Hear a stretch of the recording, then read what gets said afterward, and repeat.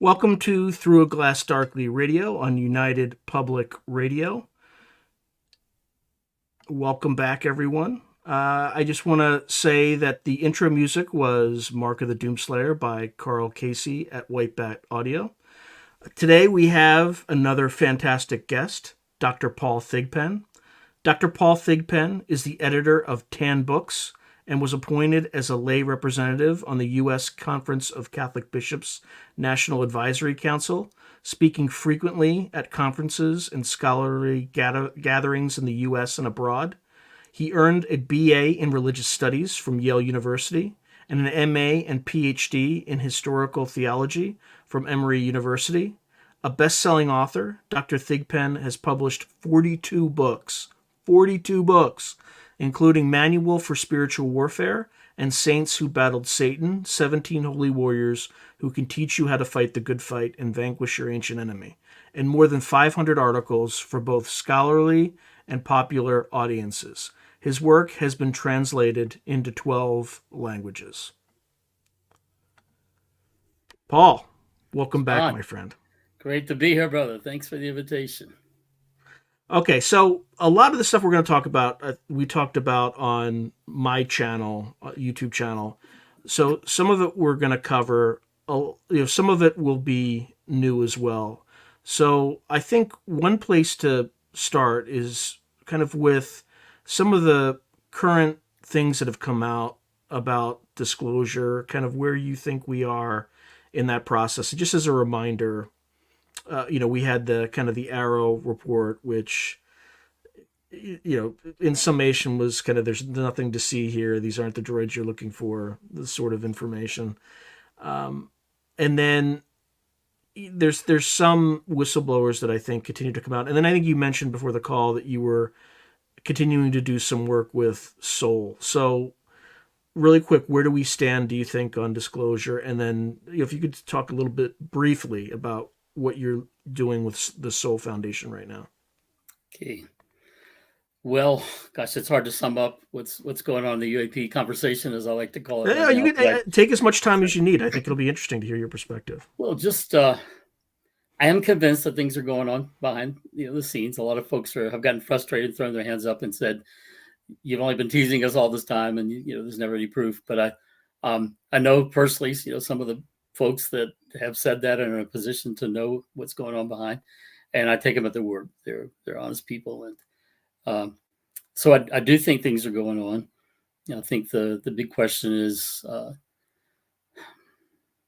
we can't totally predict what Congress is going to do, and if Congress doesn't do what I think it should do, that it should reassert its or assert its proper supervision of certain programs and attempt to be transparent at least certain ways. Doesn't have to reveal national secrets, but if Congress doesn't do that, then I think eventually somebody from another direction is going to start to reveal things. It could be things coming in from the scientific community. It could be whistleblowers. It could be either from intelligence community, Department of Defense, or even from the aerospace industry.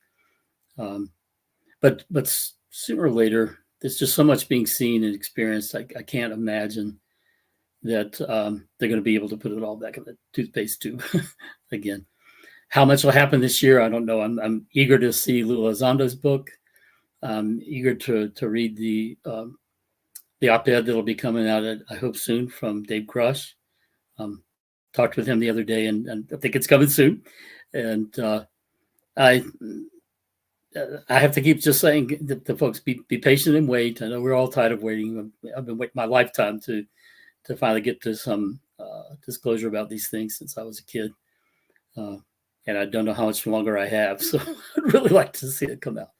But anyway, I'm hopeful, but I don't know that it would be the Department of Defense or the intelligence community that makes some kind, or even the executive department that makes kind of disclosure. I expect it probably to come from other directions. Yeah, I think that's the way it's going to. But it's almost, even if the DoD or the executive, I mean, like let's look at it from Biden's perspective, right? He's got a tight election ahead of him, and the last thing he needs is this issue to kind of weigh him down from from the perspective of people who aren't as involved in this issue or believe it actually, which is unfortunately, as much as we'd not like to admit, is probably the vast majority of Americans. I mean, even Grush's hearing, you talked to, I mean, he admitted this stuff in front of a session of Congress, and you ask the average American, and they're like, "Who? What? Like vehicles? Like non-human vehicles from?" And they look at you like you're crazy. That's not. What are you talking about? And it's like, no, that was under oath. Under oath, he made those statements. How is he doing? To the extent that you could talk about it, when you like, how are his spirits and things like that? Oh, really, really good. Yeah, I could say that he's very, very positive, very courageous man, very clear thinking. Um, has a persevering spirit, you might say, about all this. It's important to him. He knows it's important to everyone else, in the sense of whether they realize it or not. It's important to the human race, and so I'm convinced he will not give up what he's doing. He won't give up, even if he gets all kinds of opposition. He's a good man.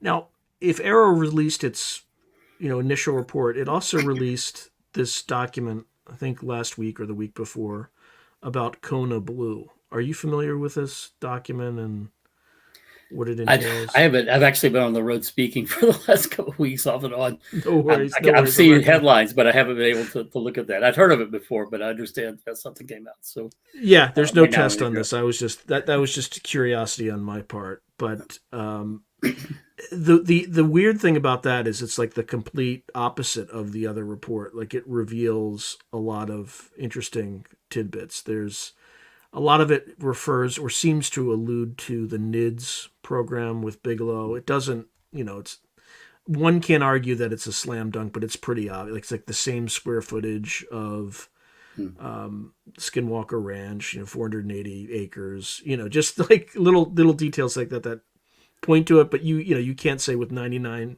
You could probably say with 90%, 99% certainty, but you can't say with 100% certainty. However, there were, projects looking at temporal translation. To me, that means time travel. Mm-hmm. They were looking at materialization, dematerialization of objects, which I think you can probably refer to as apports, and all sorts of this strange phenomenon. And it was released by Arrow. Now, I don't know what the purpose of it was. And I think it was released by the Department of Homeland Security, which is also kind of interesting how they stovepipe that, right? Because the military can't legally operate within the United States because of the Posse Comitatus Act of 1878, right? But unless there's a national emergency. But I don't know if that applies by its very definition. I don't think that applies to the Department of Homeland Security. So that was kind of interesting. So much going on. Yeah, it's hard to keep up with it all, but now, with the Vatican, do you think there's any chance that they take more of a active approach, or do you think they kind of might just be more conservative, traditionally conservative, and kind of just sit back and kind of adapt to what's happening? Hard to say. When you say the Vatican, you're talking about thousands of people. It's a sovereign nation, small, but so you can say what would the Pope say, or you can say what might one of the dicasteries, they call it, or other departments might say, and often just someone in the Vatican will make a statement, and then people will say the Vatican says. But that's kind of like having a congressman say something and say Congress says. It's a big thing. You had asked before, and I didn't answer. What I'm doing with Saul now is writing a white paper, and I'm hoping that this paper and other efforts will begin to get Catholic leadership, both in the church itself and in the Catholic academic world, to begin, first of all, understanding more about what really is going on, has gone on, because it's been dismissed, in the media for so long. There is all kinds of extensive evidence and eyewitness testimony. And second, to help them to realize that, as my book shows, the one I wrote on this topic, that there's plenty of room in the Catholic tradition and the broader Christian tradition to to accommodate this, to make a place for this. It's been in the conversation since before the time of the birth of the Christian faith, the lifetime of Jesus, and from early centuries has been discussed, and people didn't see it as a tinfoil hat thing at all.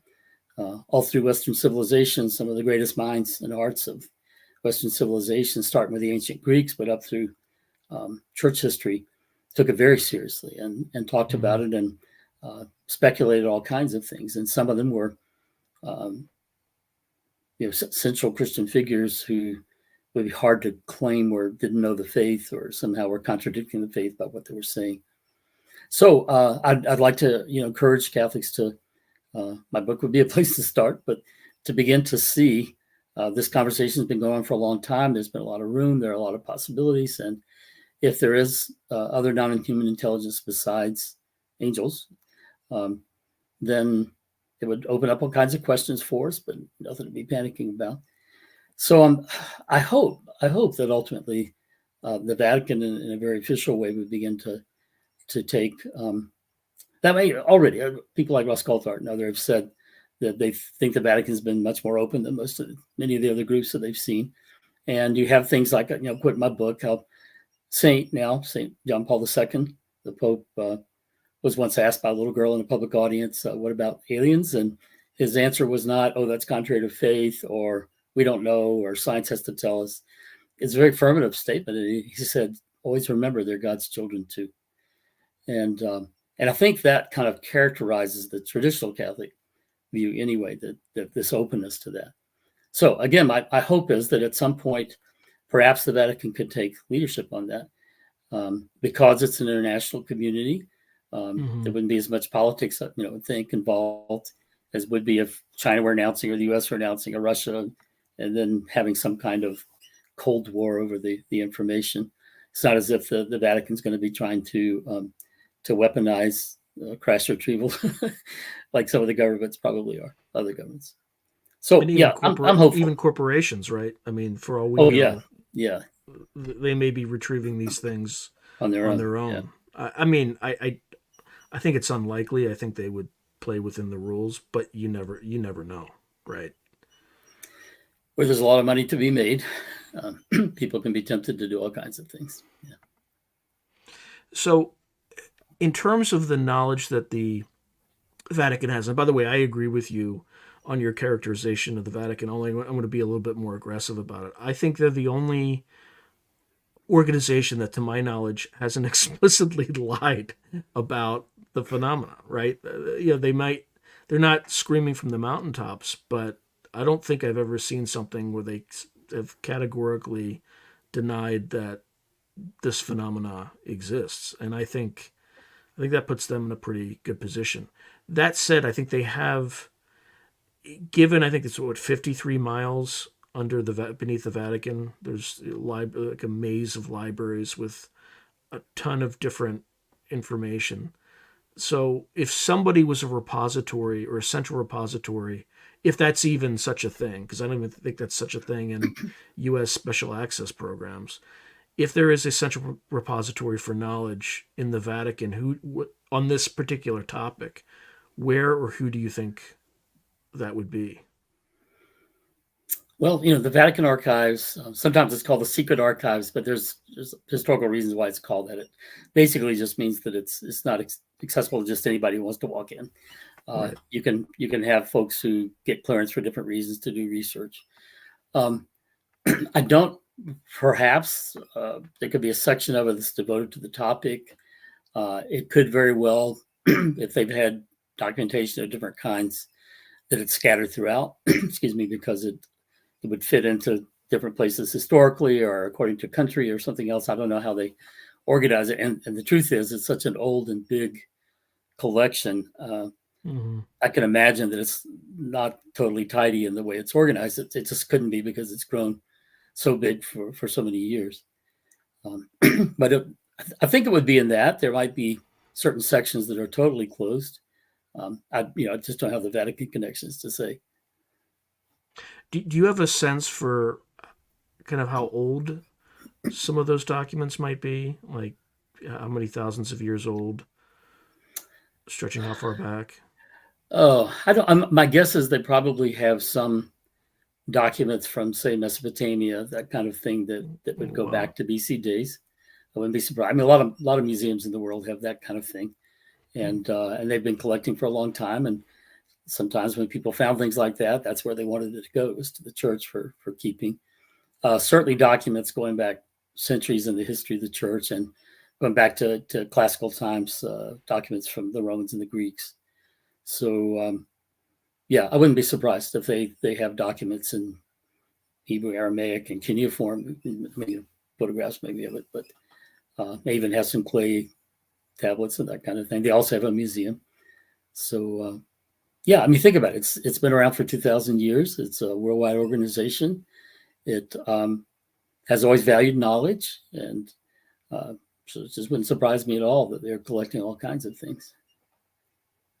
All right, I have a user question that I'll try to frame this in a different way, but in terms of actually, I was going to ask something not exactly the same as that, but similar.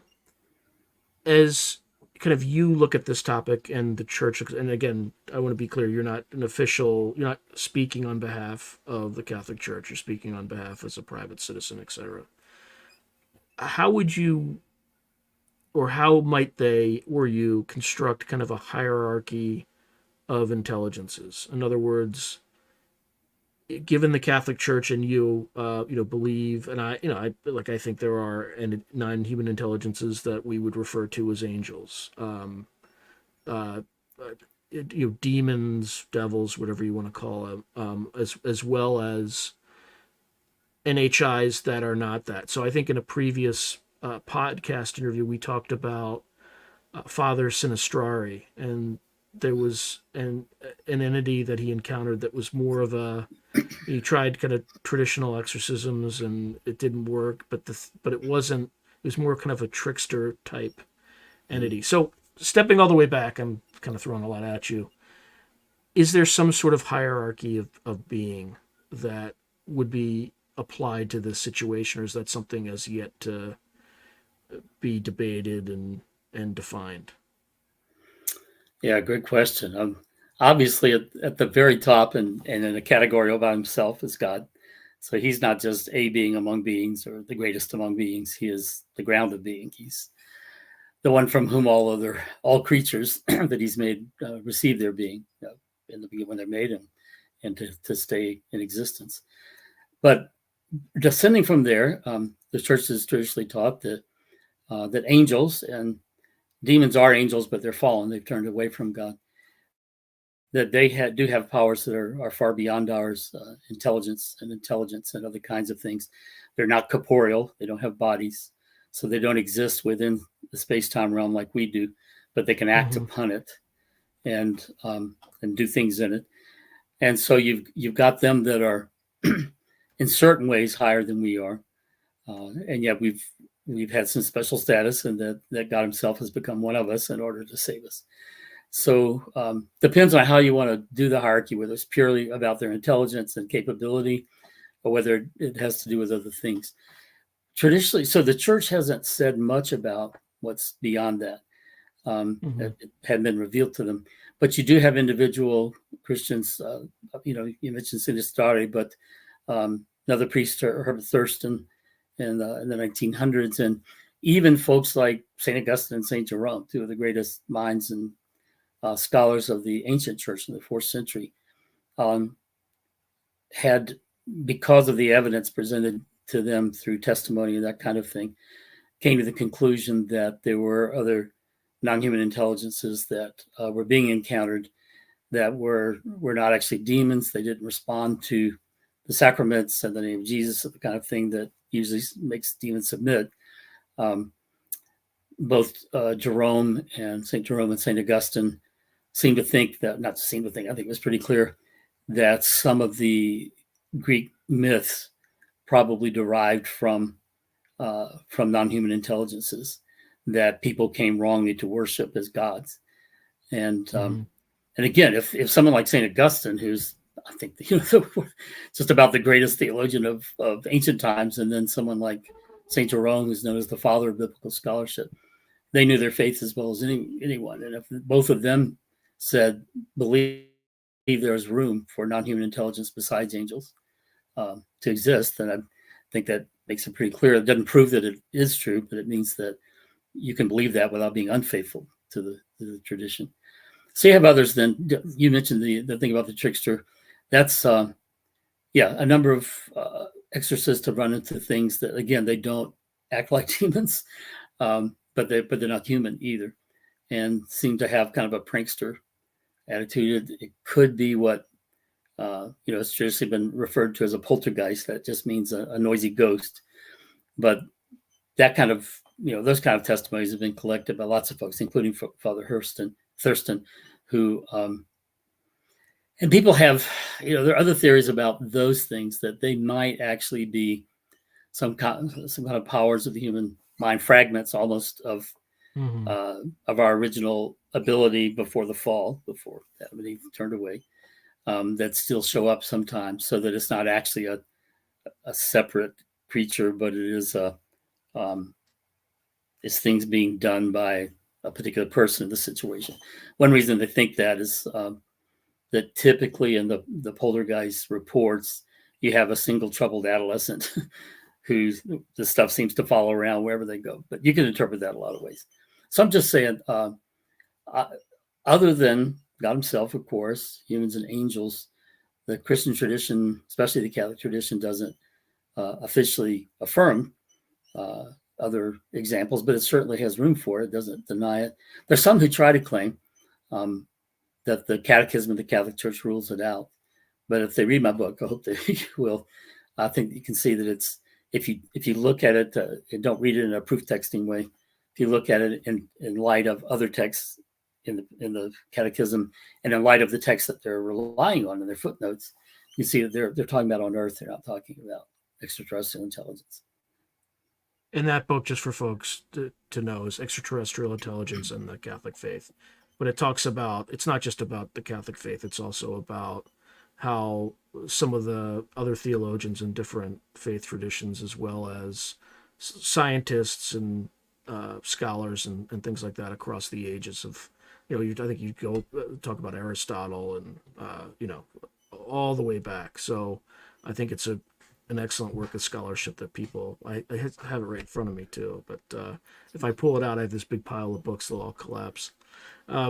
So, okay, I know I'm jumping a lot of different places, and forgive my ignorance on this question, but I've really never asked this to someone who's as steeped in this knowledge base as you are. What happened to the Book of Enoch? And because it's not, it's not in the traditional Bible that we all know.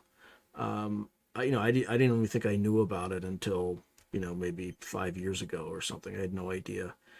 When did it kind of go away, or was it never even a part? I think it kind of just, at one of the councils, it was kind of pulled out. But when did it go away? Why did it go away? And have you reviewed it, and kind of what's your view of it? That's like a bunch of questions. So yeah. It gives you some flexibility to talk about a wide-ranging topics, not necessarily have to answer them. As far as date of composition, I have to look that up. But it's a book for the Jewish tradition, and largely a very speculative commentary to the point of mythology, I would say, kind of a mythology. Not that that's a bad word, but on certain passages like the 6th chapter of Genesis. And so it definitely was never part of the actual canon of Jewish scripture. And it was more like a much later commentary. A lot of people read it. A lot of people thought it useful and, referred to it. In the New Testament and in the Christian church, it was never part of the canon. It's not like the church took it out. It was not part of the Jewish canon. It was not part of their canon. You did have early Christians who read it and liked it a lot. But I think, the folks who finally made the decisions about what books would be included in scripture did not include it. Again, it wasn't there, and then they took it out. It's just there are a lot of books out there that they said this is, either, in this case, probably would have said this is all kind of, how do I put it? It's speculation, but not just speculation. Pretty extensive speculation to the point that a whole mythology's been woven here. So you do have today a lot of people looking at that, and it talks about all kinds of other creatures, the Watchers, the Nephilim, coming from Genesis 6 and other things, giants and interbreeding and all of that, um, coming from the Book of Enoch. But you have one New Testament place that seems to allude to it, without actually quoting. But even if it did allude to it, it wouldn't mean that it should be part of Scripture. The Book of Acts also alludes to pagan Greek poet and some others. That doesn't mean they thought that was part of Scripture. They're just making a point. Right.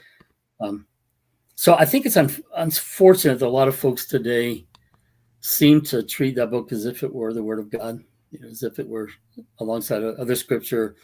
They have the wrong idea that the Catholic Church came along and took things out. No, books like that were never part of it, even in the Jewish tradition. It's not part of Scripture yet. So I would encourage people. You might want to read it for the fun of it, but it is just a speculation that gets so complex that it. I keep using the word mythology, but it kind of ends up being like a drawn out, elaborate mythology. Can't find much reason why I would think there was anything historical about it. And when you say the Watchers, what does that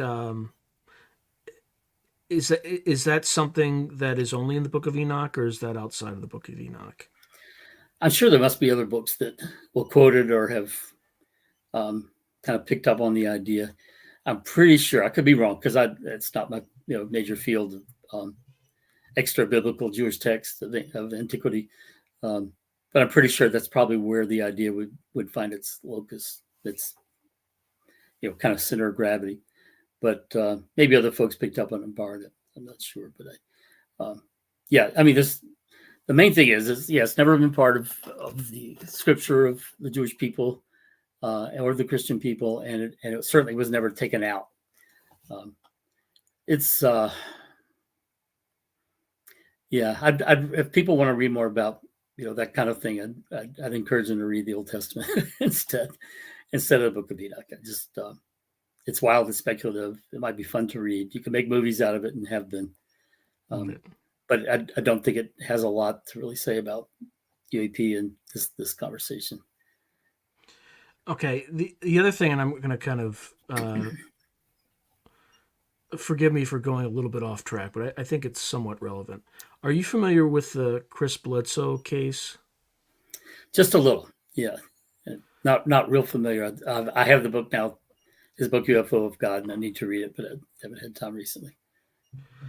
Okay, a lot of, I think, what he experienced seems to be very similar to what the Catholic Church has defined historically. I'm not saying this is the case in this one, but there are some parallels with Marian apparitions, right? So the lady, if you kind of put as a stand-in for Mary, it kind of has like a Lourdes feel to it, or a I'm trying to Portugal. Why am I not remembering this? Fatima feel to it. Mm-hmm. Yeah, what's your, again, recognizing that you're not super familiar with the case, what's your take on that? Is it something entirely different? Is there a possibility that it's the same phenomena? Is it or is it just there's just not enough information? Well, I don't have enough information. I could there was a few hours from here, so might be able to visit them sometime, but wouldn't want to make a judgment. Some of the things I've read about the lady, it's for instance, would maybe think it's not Mary, someone else. But but I wouldn't want to say too much about it until I've actually read the book and maybe even at some point had a chance to talk to Mr. Bledsoe himself. Yeah, and just to be clear, it never identified itself as Mary sure. or anything like that. And then, but again, like if you just read the accounts, like the direct accounts, as opposed to kind of the accounts written about the accounts, there seem to be some similarities. Now, Mary wasn't calling herself Hathor, which Yeah, that for raises all starters, kinds right.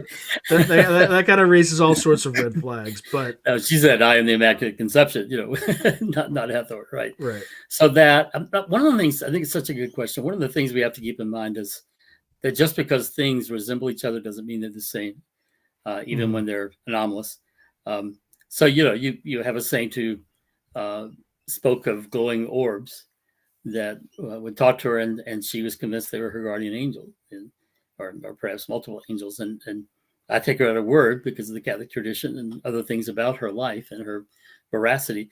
But to take that and then say, oh, it's the same thing as the orb in Mosul or something, it's just, it's too simplistic to do that, to make these, because they seem to look alike, make them equivalents, or assume that they're equivalents. I think about how it's down the Georgia coast where I'm from. They have something called horseshoe crabs. I don't know if you've ever seen a horseshoe. I don't know if they live in Oh the yeah, Pacific, no, they have them right? in New Jersey too. When I went to the Yeah, beach up as there, a right. kid. And you look at them, and boy, they do look like these big ferocious crabs, a little different. And that's why they're called crabs. But guess what? They're not crabs. They're arachnids. They're in the spider family. And I just use that as kind of a humorous example of how things can look a lot alike, but they're very different things. Well, they don't even look like the crabs. They have like this like big armor thing with like a long they don't look at all like crabs.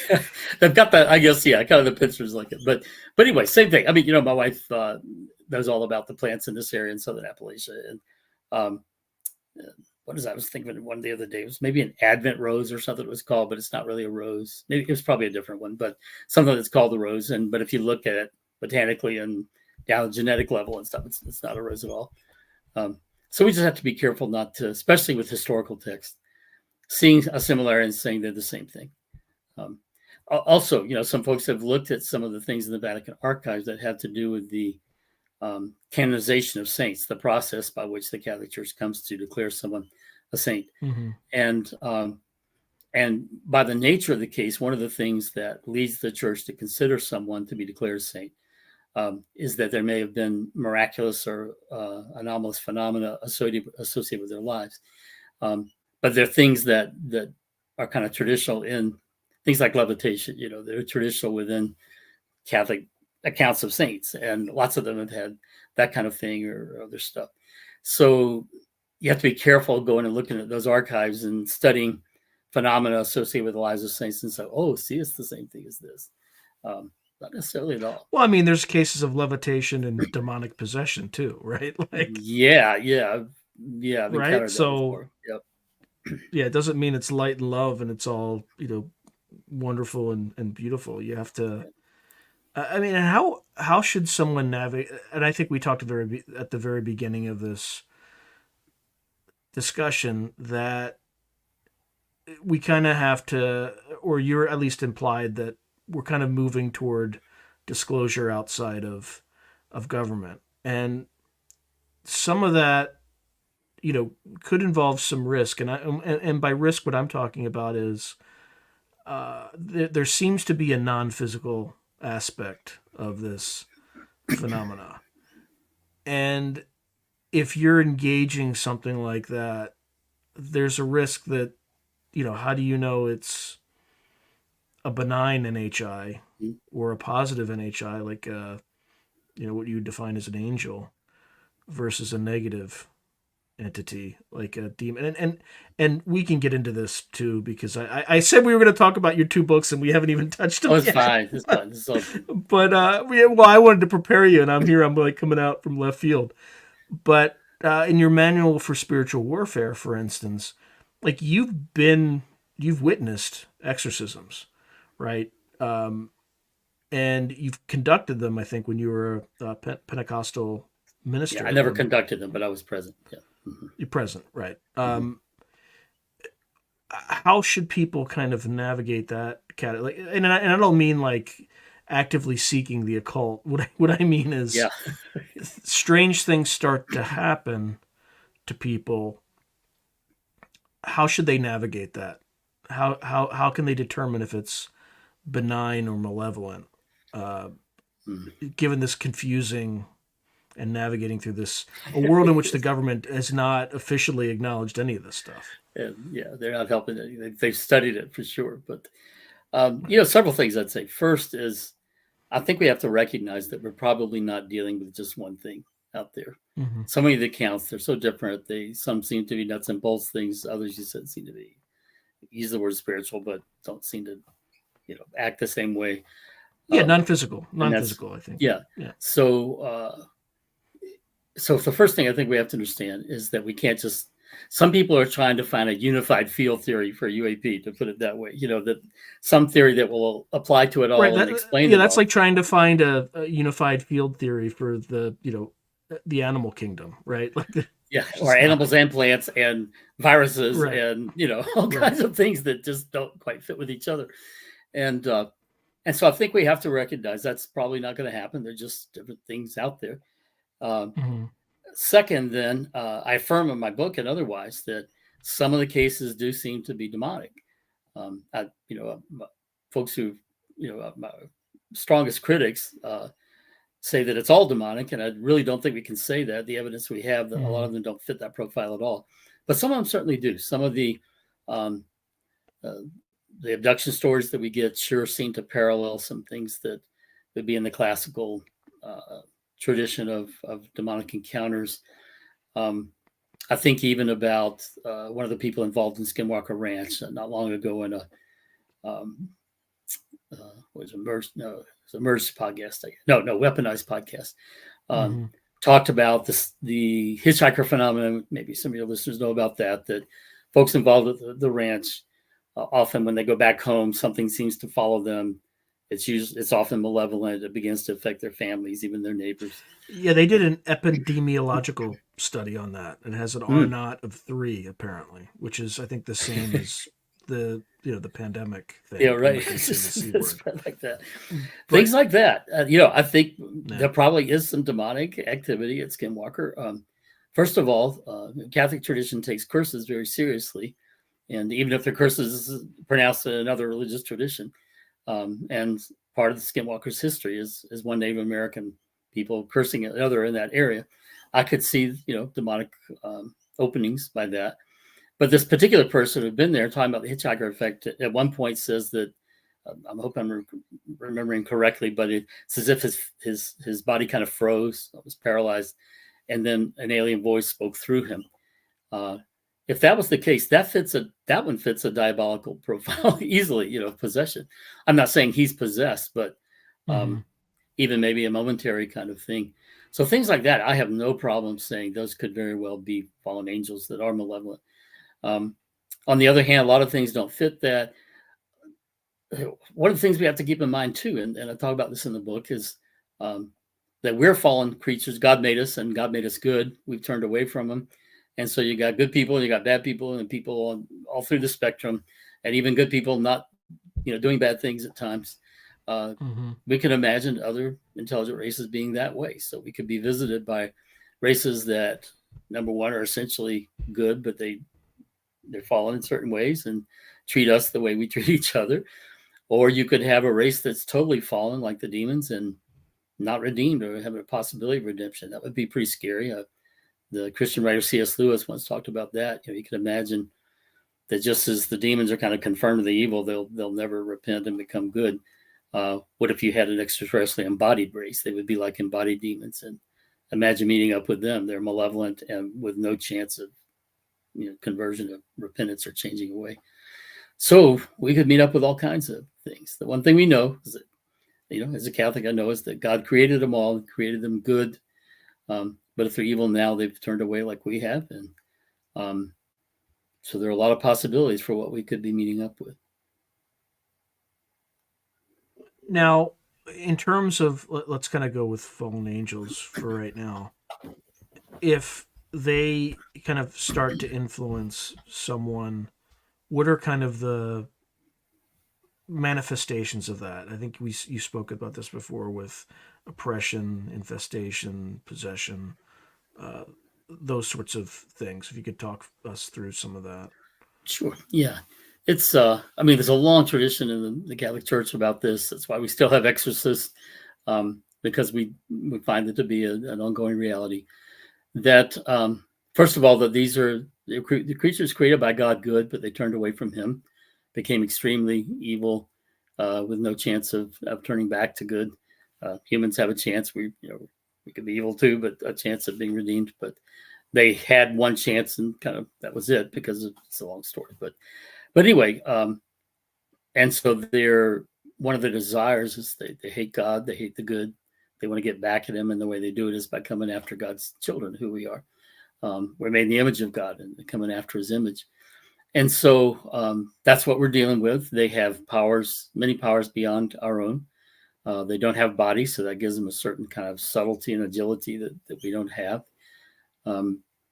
But some of the indicators, there are different levels of demonic activity.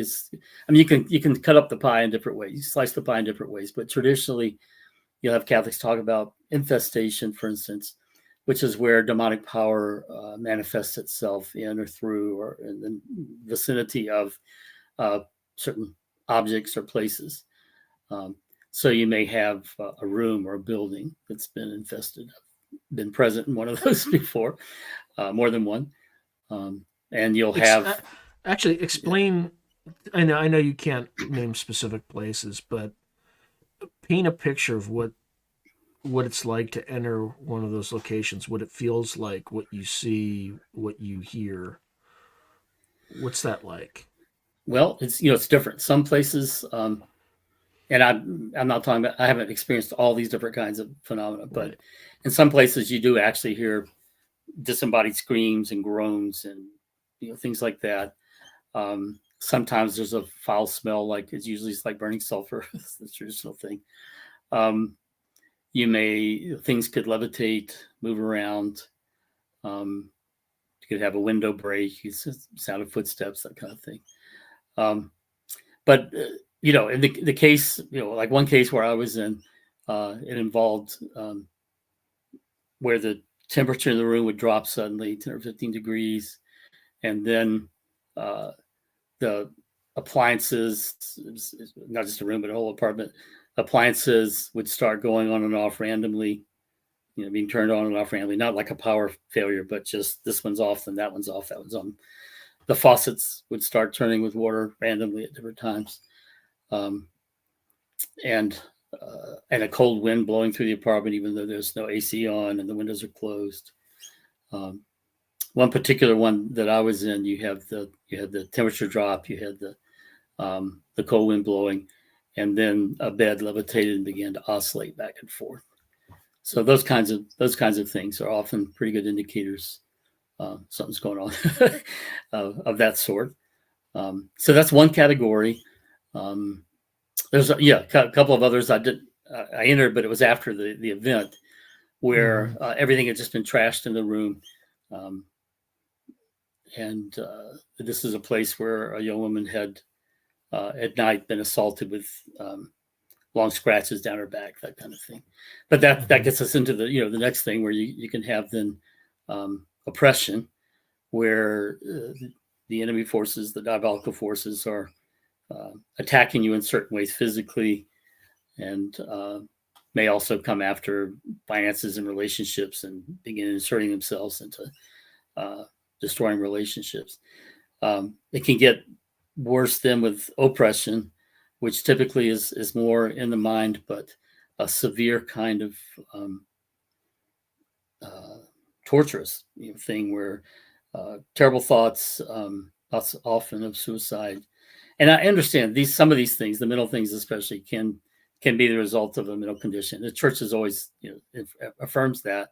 Somebody comes to a Catholic priest and says, I'm possessed by the devil, then he doesn't just say, okay, let's have an exorcism. There's a whole protocol that you go through, where first you've got to go see a doctor, maybe a psychologist, psychiatrist. Let's see if we can rule out everything else. And if so, then there's certain tests they can do, but that the priest can do. But then before they would take them to an exorcist, you go through ruling all that out. So I want to make it clear that just having a bad thought is not necessarily a demonic thing. For a lot of us, the enemy can speak into our minds, and so can put thoughts in there that aren't good thoughts, and doesn't mean we're possessed by any means. It just means it would be as if somebody standing next to us was putting dark thoughts into our mind. Is that something that both sides do? So angels and demons kind of Yeah, because project. they're not corporeal, Yeah. they don't have a body. They can speak directly into our minds. Usually, and that's what gets a little tricky. We human beings, usually when information comes to us from the outside, we know it's coming. An idea is coming from the outside because it comes through our senses. Or we read it, or we hear it, or something like that. But if the creature that's communicating with us, an angel or a fallen angel demon, doesn't have a body that is able to speak directly into our minds. And the tricky part is trying to discern what's our thought and what's the thought from them, or could be a thought from God. But so that, a big part of my book's kind of about that, trying to sort that out. Not to make everybody terrified that demons are after them all the time, but the temptations are the way most of us have. The temptation to do something wrong to get some kind of benefit illicitly. But in the kind of things we're talking about, it's a much more severe kind of terror. Often includes just horrific nightmares going on, and thoughts of just things you wouldn't even want to talk about, or I wouldn't want to talk about here.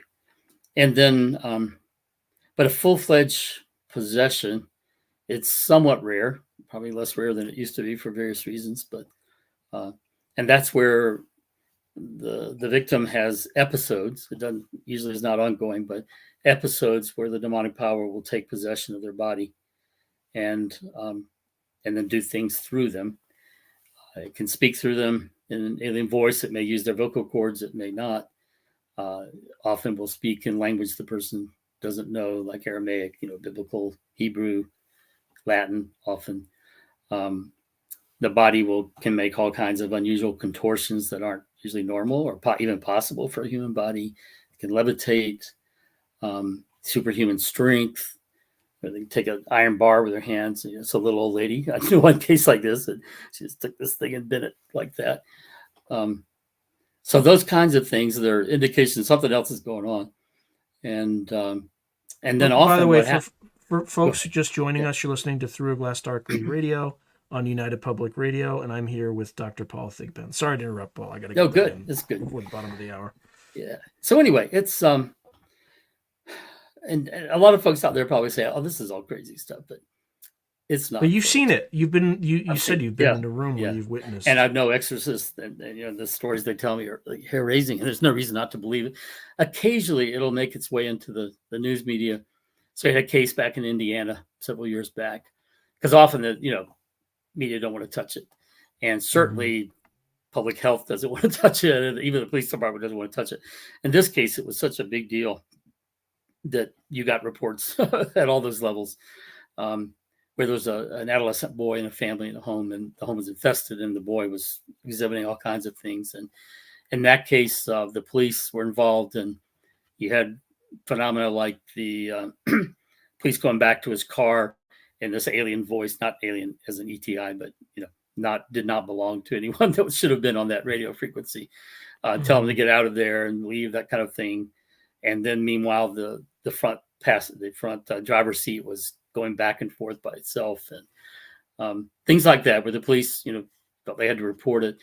And then eventually the boy is he's taken to a health facility, and you get testimony later from health staff there who said, yeah, he levitated, he backed up against a wall and crawled up it like backwards like a spider, and then came over the top and levitated.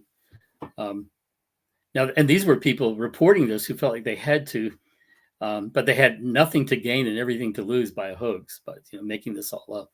And they did finally have to call in the local exorcist.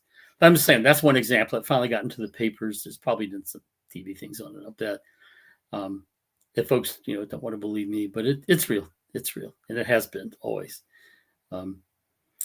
So that's one good thing is that because I have some background in that, then when I look at the UAP phenomena, the UFOs and encounters and stuff, I think I'm in a good position to say, it doesn't all seem to be diabolical like that stuff. Some of it does seem to be, but a lot of it just is either just strange or surprising. It's anomalous. What exactly it is, hard to say. I'm of the impression of one of the things I talk about in my book is that there are a lot of scientists would say who are open to the possibility of extraterrestrial intelligence, but not here. It couldn't come here because you can't go faster than the speed of light, and that's an absolute. They couldn't get here. But as I say in my book, unless you bend space time. Well, exactly. Right? I mean, Thomas Kuhn's book right. about paradigm shifts in science. If you read history, that's one of the things you find is that scientists could be very firmly, everybody almost convinced of something, and then new information comes and they have to change a whole new paradigm. So I can't be close to that. I just can't be close to that. There could be all kinds of things in which space-time itself is folded, or who knows. So yeah, we have to have two things. We have to have humility, in which we say, okay, I don't understand it, and I may never understand it all. But God is God, and if it's there, He's created it, and so I have to leave it in His hands. But I don't know it all, and I can't know it all. And to recognize there's a lot of mystery in the universe, just things that are too big or too complicated for us to understand, and that's part of humility. Just admit that. Have a sense of wonder. That's what I call it. Wonder. Now, again, we covered this on my podcast, but I think it's worth covering here. What was kind of the inciting incident that got you involved on trying to understand the phenomena? And by phenomena, I mean kind of the non-demonic, non-angelic kind of aspect of it. Well, I had a couple of experiences as a kid that got me at least thinking about it. Back in the days, I can't pin down the year, for example, exactly, but because it was such a clear thing that happened and happened repeatedly, I can guess the year because I know exactly what bedroom I was in and where my brother was sleeping and at that time. And so it would have been in the early, maybe mid 60s, long before I would have known anything about the Betty and Barney Hill incident or the whole notion of alien abductions. And now I want to say at the beginning, I don't think I was abducted by aliens. But what happened was I began having a recurring dream that is very similar to what we now, call alien abduction experiences, where I'm lying in bed awake, my brother's asleep. There's a big window by our room. All this is true, it's there. And then this kind of bluish green light shines through on me. I feel cold and I'm paralyzed. I can't scream. I can't do anything. My brother's still asleep. I'm trying to get him. And anyway, and then I wake up.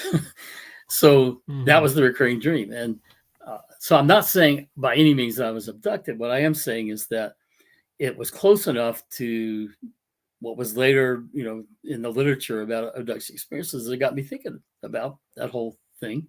And then the other was in my senior year of high school, saw two anomalous, I wouldn't even call them craft. They're in the sky. They, using today's terms, I'd probably say they looked more like plasma. They were round, but it's not like you were seeing metal or flashing lights. Round, glowing, with mostly white, but with red and green inside them. And so those things just got me thinking about it, and I want to check this out. I actually think in the Soviet, like the not declassified, but the Soviet literature on all the work that they did with these non-human intelligences, I think they mentioned there were kind of two broad categories of types, and one of them was this plasmoid sort of body type, or I'm not using the right language, but and then the other one, I can't remember what the most common, probably more of a nuts and bolts kind of variety. But for all we know, it could be an organism that just lives in our upper atmosphere. We don't know so much we don't know. I know. So anyway, but what those two things did, I'm not making any claims to have had alien encounters by any means. But what it did do is it got my attention and got me to thinking. And then when I started checking out the UFO literature, I read about Project Blue Book. I read about Kenneth Arnold, all those things, and just had this intense interest in it. And it's been there all my life. I mean, there's long periods of time where I just had too many other things to think about, and there wasn't much in the news going on. But what did happen then was I was an atheist from the age of 12 to 18. And after that time, then when I would think about this, I would say, okay, how can I reconcile this with my Christian faith? became Catholic some years later, and still had the question. I'd like to explore that sometime. Did some reading of the history of the UAP conversation, which is so important to me, and then I guess it was maybe 10 or 12 years ago. I was working. Well, you mentioned at the beginning, editor at TAN. That's actually, it's kind of an old bio. But I was working some years ago sorry. as editor there. That's all right. I'm retired, and I was walking with the publisher, and we're talking, and we're out on the beach. It was an editorial retreat at Myrtle Beach, and looking for the sky. And I think we saw something kind of anomalous, which could have been all kind of shitty star, whatever. And I said, you're gonna think I'm crazy, but someday I'd like to write a book about extraterrestrial intelligence in the Catholic faith. And he said, write it, I'll publish it. And it took me several years before I could get to it, and it took me 2 years to write it. But especially with that last piece in the New York Times in 2019 that was talking about recovered craft studies, I thought, okay, it's time to write about this, because if this thing's turns out to be they turn out to have this kind of evidence for it, there'll be a lot of people, especially a lot of Christians, asking themselves, how do I reconcile this with my faith? And I trust that my book can help them to do that. What do you make of those claims that we actually have these vehicles, whatever they may be? They're transdimensional, extraterrestrial. What do you make of these claims?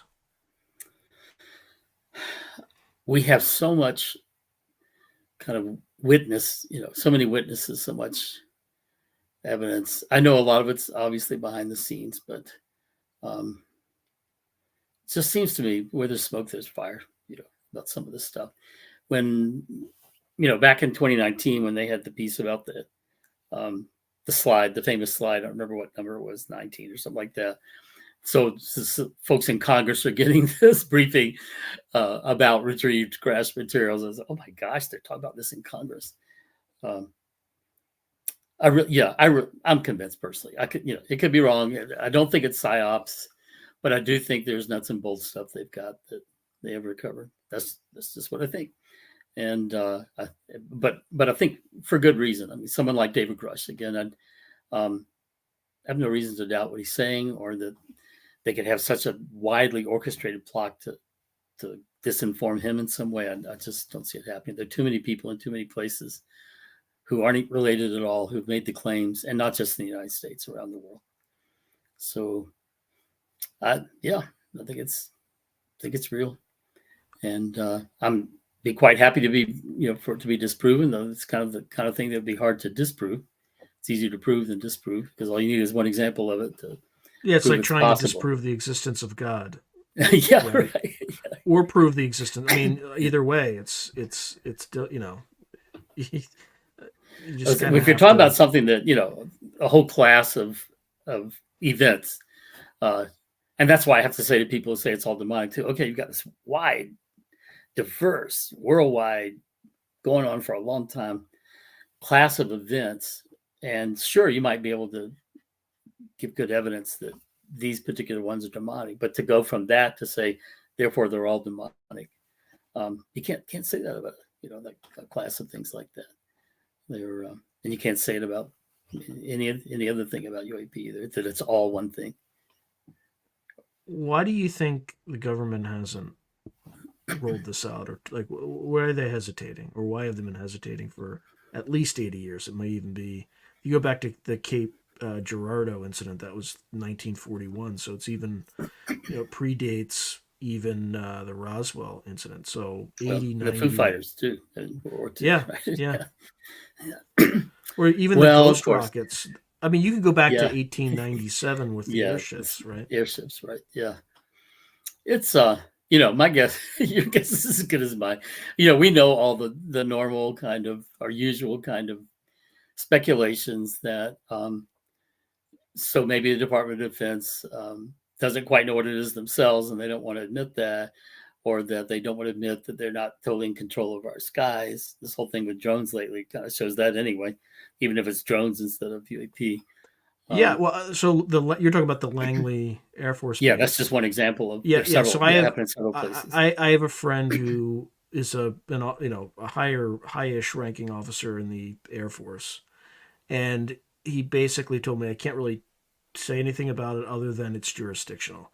So my interpretation of that is people are just flying, and even in the press articles, they're not listed as UAPs; they're listed as UASs, so unmanned aerial systems.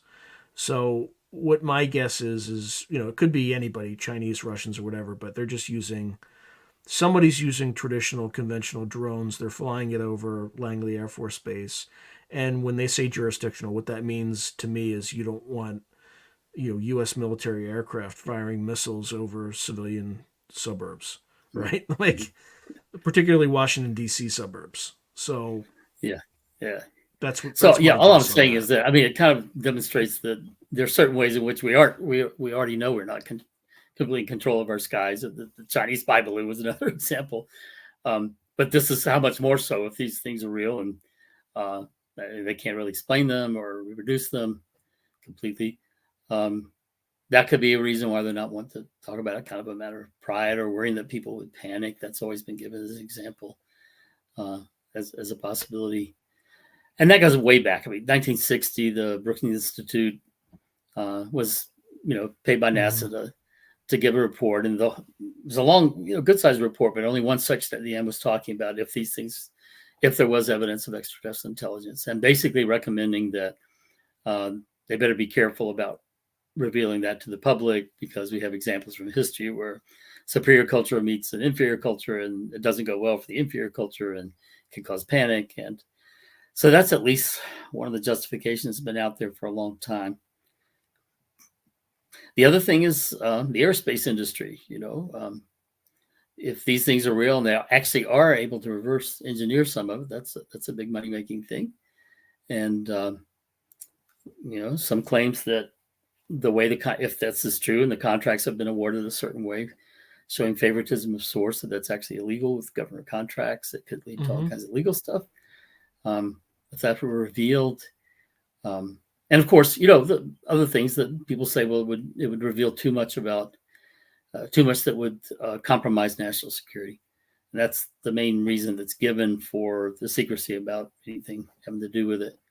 And I'm sure there's certain things you wouldn't want to, have some kind of image that's going to have data around the edge of it that's going to tell you exactly where that thing was if it's over China somewhere or something. But those are all, I mean, that's nothing new for me to say. Those are all kind of the normal speculations. What do you think? Yeah, my view is the national security thing is a poor excuse, right? Like we have people studying nuclear engineering in our universities. The other thing too is you don't have to tell us, we have 75 craft. They're stored in, grid coordinate 614. That's not what people are asking for. They're just, are we alone? Yes or no? And, what do you know about the different entities that have been encountered? Are there, discrete, just something like that? Do we have treaties with these things? Do we just like simple? I don't think any of that would compromise national security. In fact, it might enhance it, right? Let's say you're dealing, again, I'm just making this up and speculating, but let's say you're dealing with one particular species and you think you're the only one with a treaty. And then suddenly, you announce that we have a treaty, and the Russians are like, wait, we thought we only had an exclusive treaty. Wait, what? Right? So there's all sorts of sunlight is the best disinfectant, right? And there's there are I mean, of people course, who, yeah. Okay, I was just saying. So, one of the responses to that is, well, if you reveal even the basic stuff, eventually everybody's going to demand to know the rest. So then you do what you're doing then. Then you just revert to the old program. Do what you're doing. That's that's what I don't like. There's just all these excuses, and it's just a failure to be imaginative and creative, and that's what's. So I mean, my view is there has to be something so dark, so horrifying that any disclosure of it would fundamentally disrupt human society. So as again, I'm just making this up. I also write science fiction and horror and stuff like that. So I'm not saying I've heard this. I'm just making this up. Let's say, if you look at all the epochs in Earth's history, the species that typically survive are burrowing species that are able to burrow underground. So imagine that there was some species that's been around here for millions of years and was able to, during each one of these cataclysms, was able to burrow into the ground. And they're an underground species, and they're millions of years more advanced than we are, and they typically come up from time to time and do what they're going to do. And maybe they farm us. Maybe they eat human protein. Again, that's horrifying, but like, I don't think people want to know that, right? And I don't think that would be so. I don't know. There are Anyway, at least some of us. If it were true, I'd want to know it. I would want to know it. I would want to know too, but then again, the government, the people are going to demand the government to, have an expedition to take these things out Yeah, after send some millions of nukes down years. there, right? Yeah, yeah. Yeah, there's no way. Yeah, there's no way. Anyway, but I think it could be another the reason. secret is so deep and dark, right? Yeah, yeah. I think another reason maybe to just could be just saving face. We all know that trust in the government right now is at all-time low levels, and Mm-hmm. to be able to come out and finally admit, yeah, it's been around, we knew about it, and we've lied to you. Uh, that's only going to make all that worse. Uh, I'm just saying that's another justification given to it, but that's not a good justification. So if you won't trust me anymore, if you find out I lied to you, so I'll continue to lie to you. It's not a good argument, right?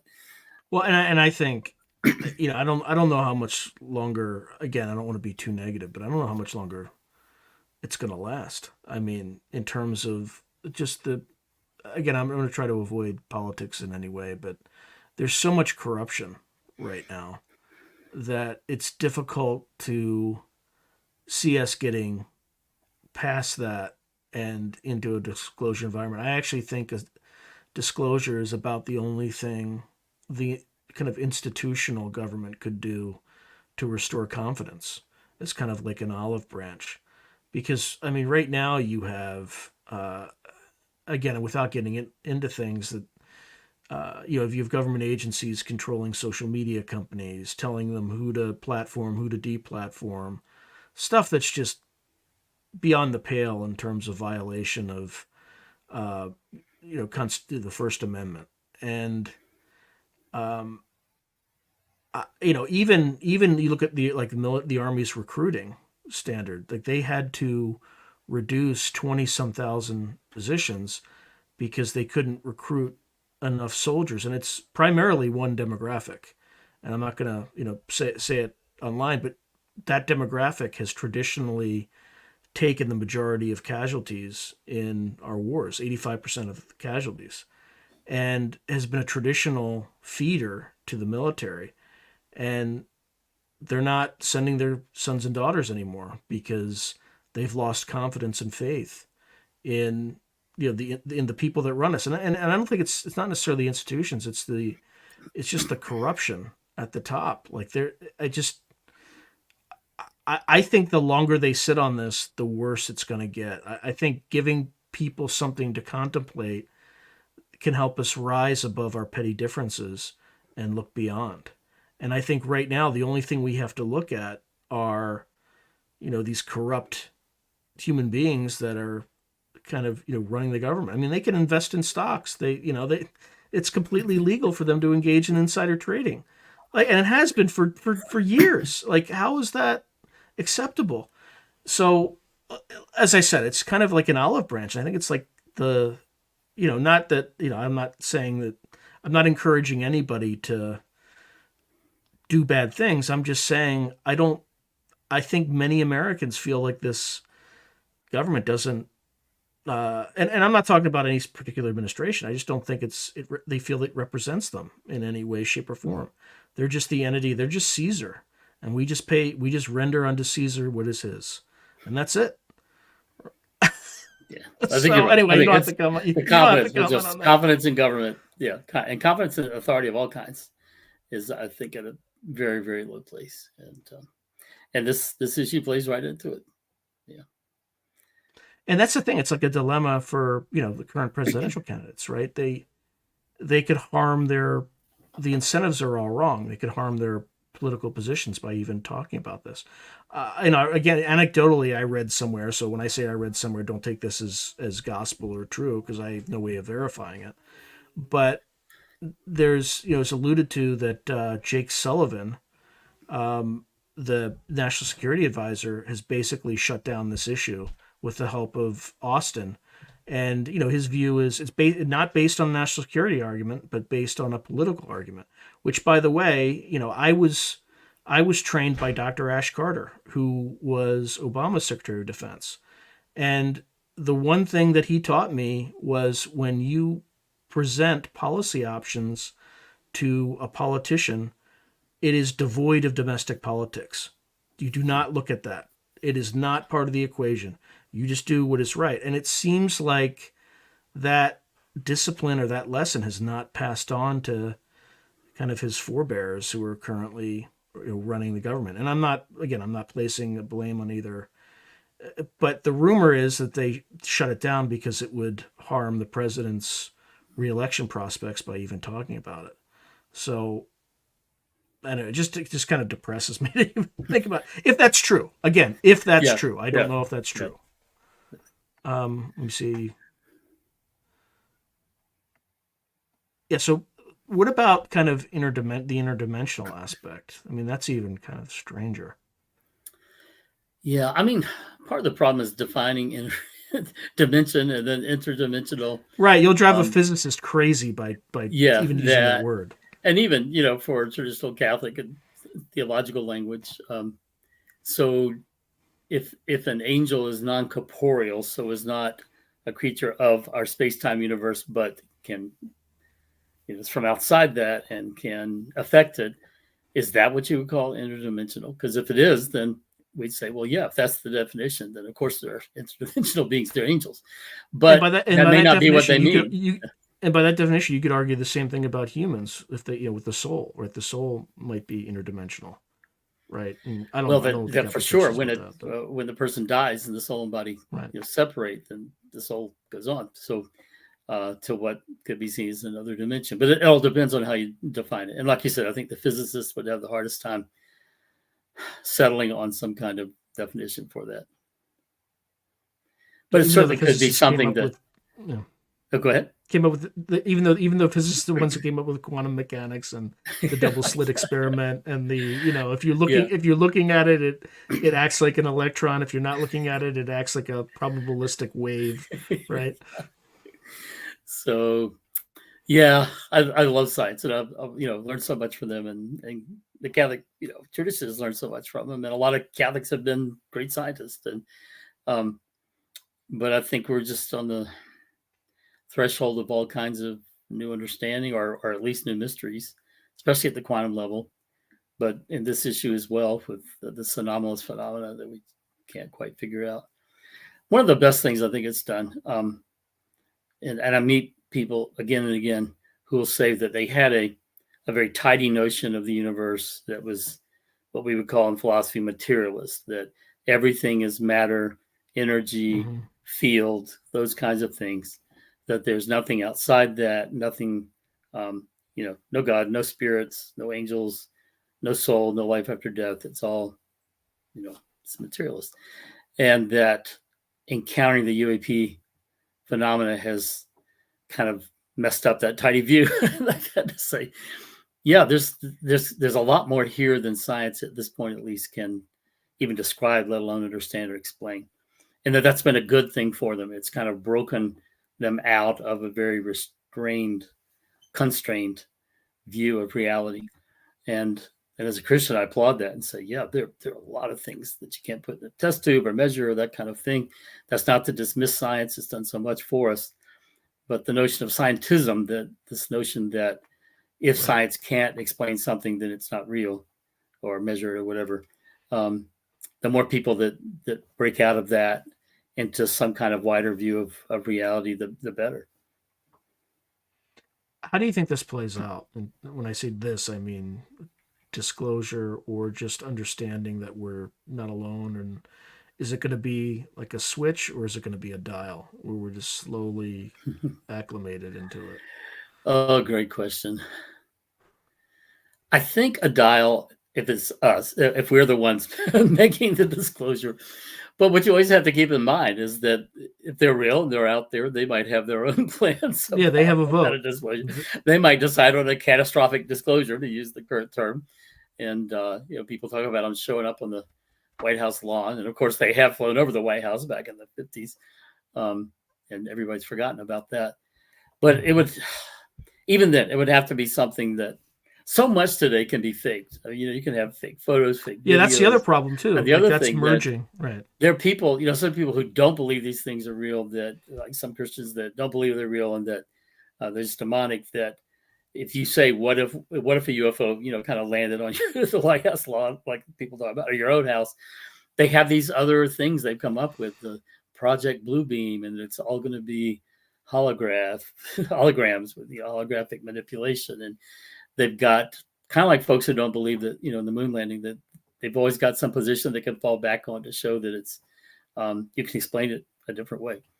So, and science might have the last laugh on them, because maybe we are, very dense holograms, right? We're projected from a higher dimension, right? I mean, I'm not, that idea's out there. That idea's out there. Of course, Reality as we know it we're just projections from a higher dimension. I mean, like a higher physical dimension, right? If we're in kind of 4 dimensions, the fourth being time, kind of a fifth dimension, we would.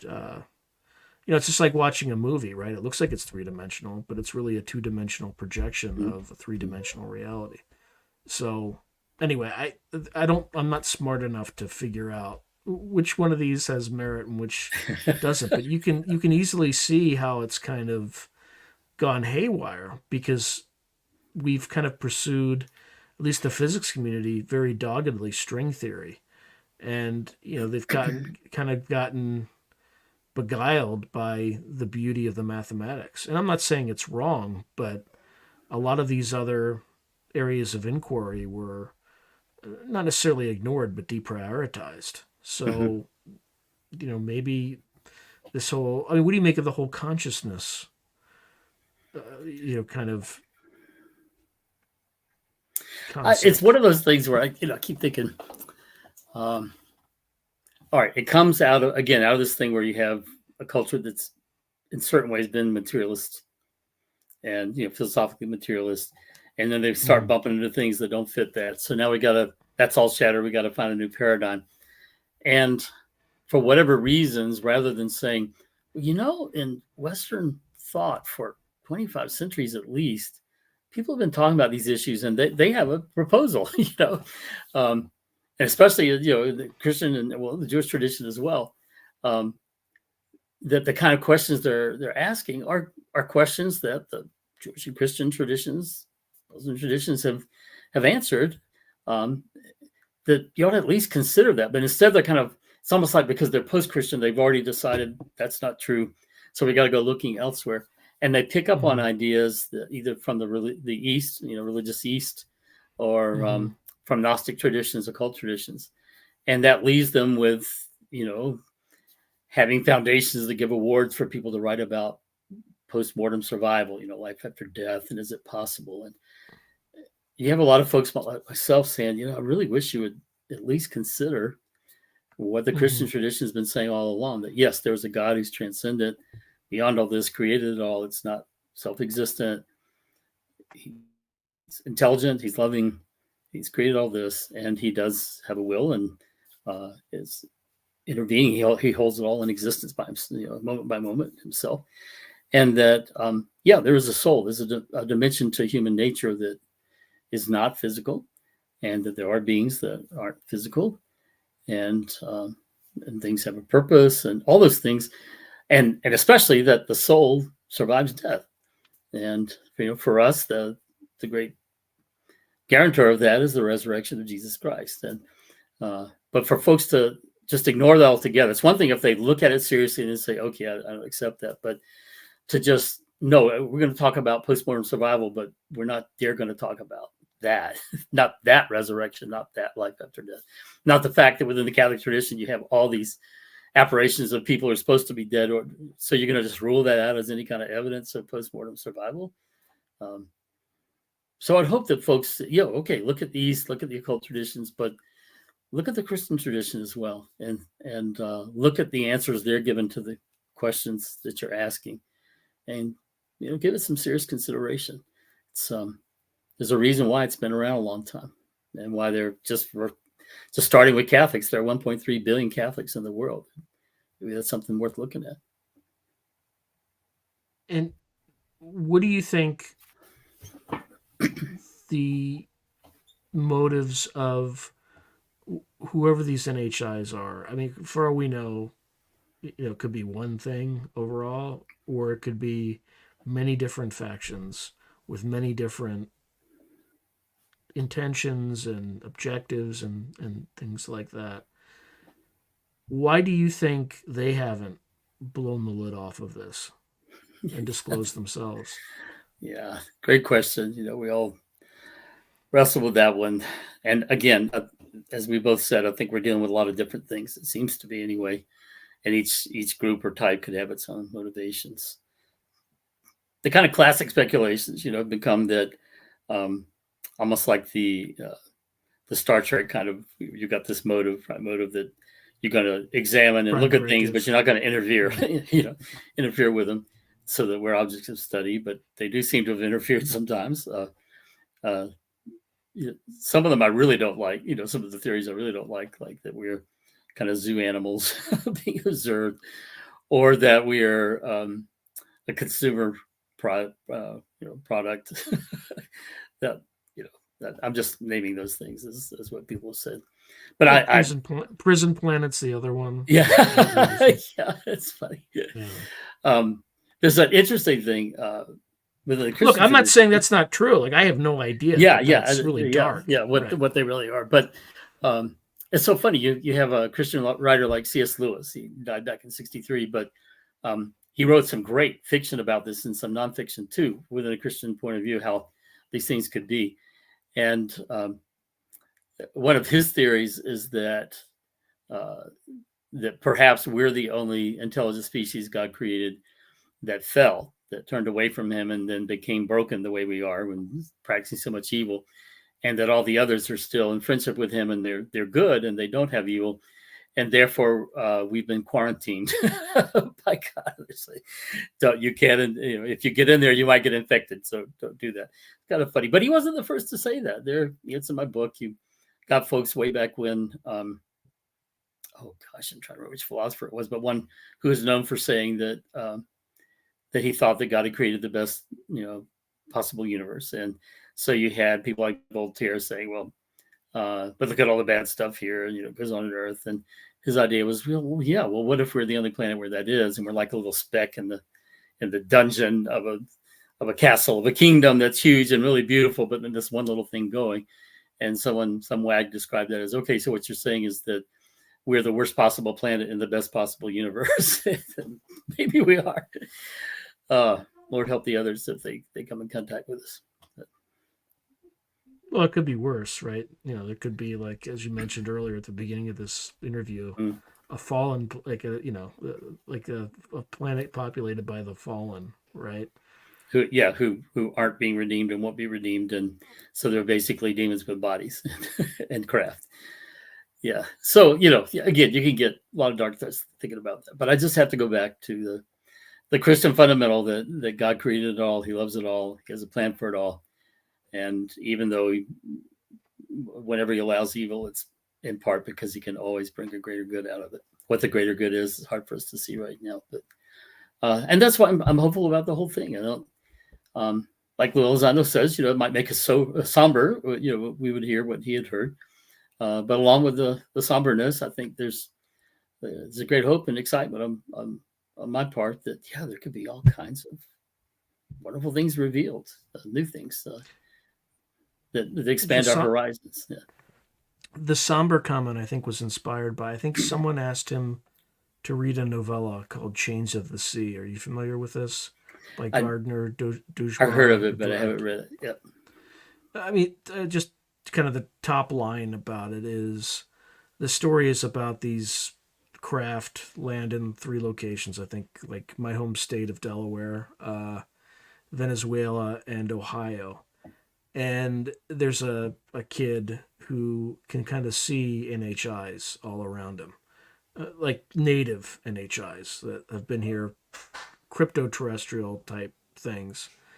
And there's also, I think it was written or published in 1973. So it was in the context of the Cold War. So you had the communist Soviet Russia and the United States, and they were both developing AI, and AI was you know was able to identify the existence of these crypto-terrestrials.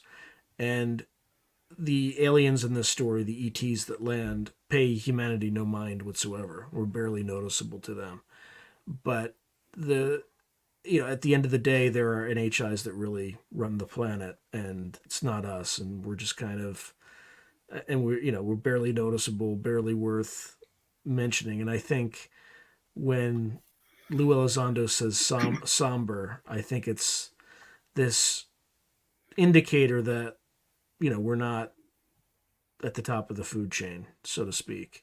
Now, what that means, who knows? I mean, even the Catholic tradition would say, yeah, the angels would Yeah, the angels be are much higher higher in than certain ways than we are. right, Yeah, yeah.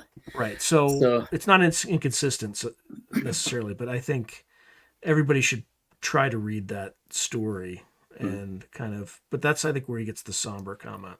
I could be wrong, but I think that's where it comes from. Even then, again, in the Catholic tradition, the affirmation that when creatures do bad things to themselves and some are oppressed by others, that God's always on the side of the oppressed to help them and in the end to redeem them, save them. So even if the creatures here who either indifferent to us or don't have our best interests at heart, um, God's still on our side. Yeah, I think the other question I want to ask you is, in this field, people talk a lot about downloads, right? Mm-hmm. Where they have ideas and then they end up. I think Tim Taylor is the classic example Mm-hmm. in Pasolka's work, American Cosmic, where he's invented a number of patents, but he's not really necessarily classically trained as a kind of medical device expert. Yet he designs these these downloads Mm-hmm. and makes them a reality. And has made a fortune doing that. What do you make of these downloads? Are they? I just leave it open that way without being specific. Yeah, I mean it's a computer term applied to Right. a human uh, Yeah, experience, inspiration. They call it and the you could spark of so inspiration, inspiration. divine I mean, you had inspiration. Right. the ancient Greeks and Romans talking about the muses, who Right. inspired artists and musicians and that kind of thing, um, and I think certainly within the Christian tradition, you've got the notion that God can reveal things to us to help us, that either through angels, through an intermediary, or directly. You have all kinds of, I think, Christian artists and scientists who believe that they were inspired by God to do that. So if you want to call that a download, sure. Um, is it possible that it's coming from non-human intelligence? I suppose if they have, I mean, certainly it could be demonic or angelic, but other Mm-hmm. kinds of non-human intelligence.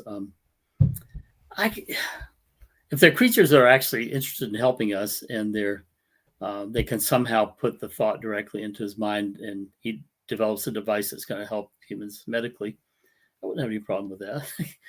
um, we, I, I think even on our own, we might be able eventually to develop some kind of more direct transfer thought that we don't have now. But that's an open question. But yeah, it doesn't it doesn't surprise me that such a thing could happen. The main question, of course, is what's the source? If it's um, if it's a good thing being used for good like that, medical inventions, then I'd be very happy to say that he got a download from the Holy Spirit of God, or from his guardian angel, or that kind of thing. But Now, there's what do plenty you? of room for that. So I think yesterday I was listening to an old Art Bell interview of Malachi Martin, Father Mm-hmm. Malachi, or I don't know if Doctor, Father Doctor. I don't know which takes precedence, but He's got your father. Yeah, yeah. and one of the things he was saying was, and again, this is in 1995 or 1996, so we're coming on, what's that, 30 years, 30 years ago, something like that. Is that right? Yeah, coming up Coming on up 30 on. Yeah. years. So, or 28, whatever. But I think Art Bell asked him about transcendental meditation, and I think Father Martin said something like, "I wouldn't touch it because you're clearing your mind, and you might be inviting something in." Now I don't know what to make of that, but I hadn't heard that take before, but I felt like it was something that you should be very careful and listen carefully to. What do you make of that? Is that his opinion? Is that kind of the Catholic Church's official view? Is that something that is still accurate, or is it just one of those things that you need to be careful? It's not, you just need to tread carefully. It's not necessarily a bad practice, but you need to tread carefully. Yeah, I mean, I don't think the church has an official position on TM, but transcendental meditation. But there are plenty of experiences that exorcists can tell you of people kind of either emptying their mind so much that other stuff came in that wasn't good, or especially of invoking something. And that's why I have some great concerns by people who want to go out and invoke, call down UFOs to appear. So you're Um, talking about and, CE5 yeah, specifically. yeah, and similar things. Even folks like Luke Elizondo said, if you don't really know what it is you're invoking or calling down, it's probably wise not to do it. You could be inviting something very, very dark, evil into you. So I would say, the experience I've had in the diabolical stuff and research, um, I would be both very careful of just trying to totally empty your mind and then let whatever comes in come in. Not condemning it, but I'm saying that it's be wary of that, and especially wary of invoking things, calling down things, inviting things in that you don't really know what they are. You don't know what they could very well be evil. Yeah. Well, actually, that raises the next question because I don't think I've ever had, or at most maybe one. But what do you make of channelers and channeling? Yeah, in that case, the church does have a very clear position. It goes back to Scripture, Old Testament Scripture, that we are not to try to contact the dead that way, and there's a good reason for it. The within the classical Christian understanding of demons, there's a notion of a familiar demon or familiar spirit, and that is Mm-hmm. that demons they live forever, so they can go through human lifetime and another, and that there could be a demon assigned. Typically, is to a person to kind of observe everything about their lifetime and to know all kinds of things about them. Not to read their minds necessarily, that's a big question, but just watch them and remember all that. And then to appear later to try to deceive someone after that person has died and to use information that only that person would have known, you think, but the demon also knows. So I give an example. So you have a widow who's grieving her husband, died recently, and Mm-hmm. she's wondering where the will is, and she can't find it. Then all of a sudden, there's an apparition in her room, and it looks like her husband. And he talks to her and says, "Yes, I'm your husband." And she says, "Well, if you're really my husband, tell me where the will is." And he says, "Oh yeah, it's in the third drawer in the back." You like that. And she goes and it's there. And she says, "Oh, it's my husband. It's really my husband. Only he knew that." And then maybe starts having conversations with it. No, it doesn't necessarily have to be your husband. It could be a familiar spirit that a kind of counterfeiting thing that happens all the time. And so it's one thing for a saint who's someone who's deceased at God's bidding to come and appear to someone and give them a message, but it's another for you to on your own kind of try to invoke a particular dead person or that kind of thing, because there's a good chance it will be a demon counterfeiting that dead person, and you get into big trouble. So I think that's at least one of the reasons why in Scripture, the Bible, and throughout Christian tradition, that specific thing is the church says don't do it, don't do it. It's dangerous. Are you familiar with the skull experiments where they were kind of doing seances for years and had all sorts of uh, apports that would appear where they could pass their hands through solid objects and then it would appear again. They would put film in rooms and it would or just put literally film sealed in the box. It would take pictures, or there would be pictures in the film. And I think they stopped the experiment because it kind of may have gotten a little out of hand toward Mm-hmm. the latter years. But are you familiar with that? I think it's Scole, Scole, UK. Yes, I'm not familiar with it. I mean, but I know there's been a lot of research done in that regard. But I think yeah, I think it's really risky, really risky. What have you heard in the research that you've done about those sorts of things? Like, I mean, we don't need to talk about Ouija boards. I think people know that, just stay the heck away from those things. I hope But so. I hope so. but seances, what have you learned kind of in just studying that sort of activity, and what tends to come out of it? Well, again, I mean, my approach has been that because the Christian tradition and the Jewish tradition before it warns me against it, then I don't want to try it. During my atheist period, I did um, attempt to take part in some of those, and I think that's why later on I had some demonic encounters. That's my personal, conclusion.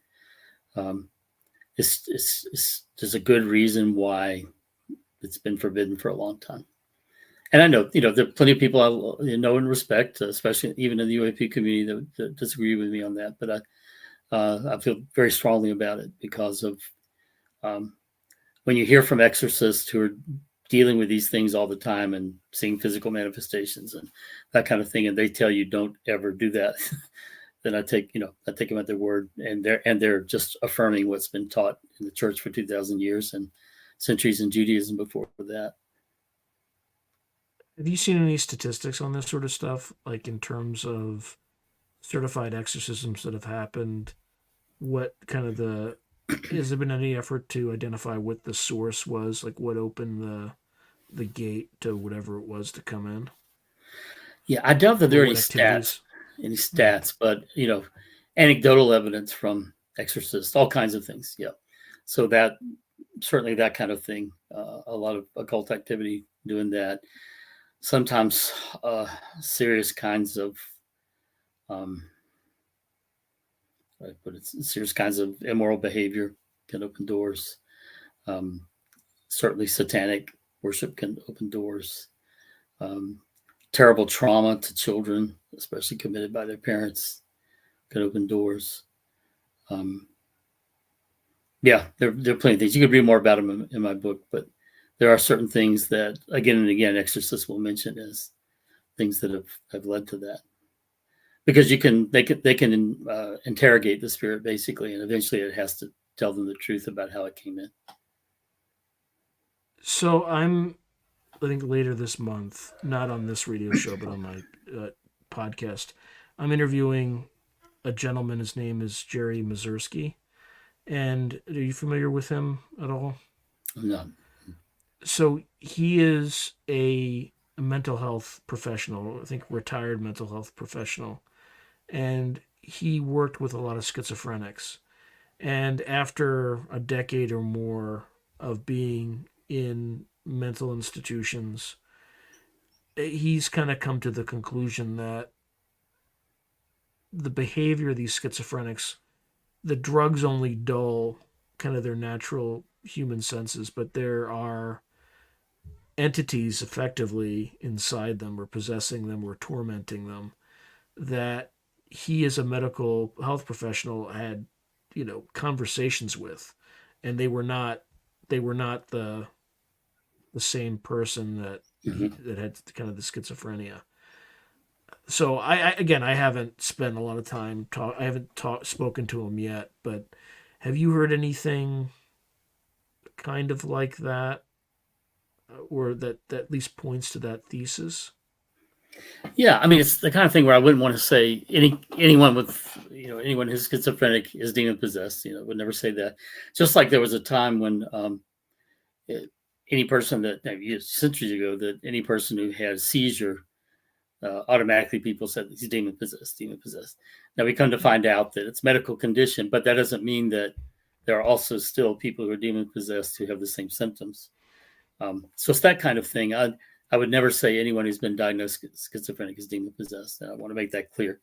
But Right. but yes, yes, I have talked to exorcists before who, when with someone who is diagnosed that way, more than one, someone diagnosed that way, that it turned out that one of those, if you want to call it multiple personalities, it really wasn't some kind of, how would you put it, alternative personality of the human, but actually an external thing that had entered them that's demonic.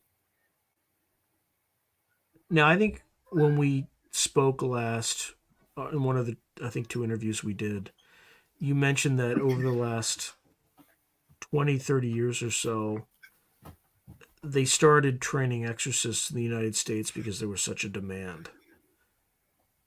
What's driving that, and is that still the case? Well, from the exorcists I've talked to, several things. Um, One is that there are more people than ever who are doing the kinds of things that open themselves to demonic powers. Uh, and then it's kind of a double whammy. It happens at the same time when the kind of resources available in the Christian tradition, we believe is the power of God through the sacraments and sacramentals, exorcisms, that kind of stuff.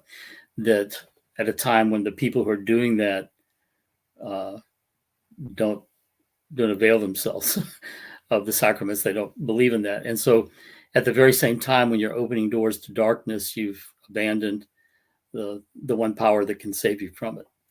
And so it gets bad, and a lot of times they eventually then will come to the church and say, I've heard you can cast out demons. And that's kind of where the journey begins. But yeah, I think that's the case. There's such a demand, and they are being trained here. And yeah, I get all kinds of people talking to me about it all the time.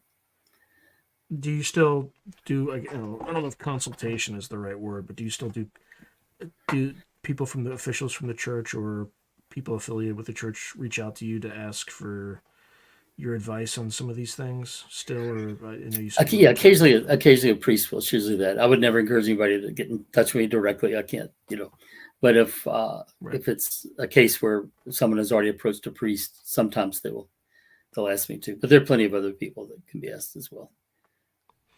What's the kind of the attitude in the church? Like, are there some priests that won't even touch it and kind of ignore it, or will ignore people who approach them, or are there some priests that are a little bit more?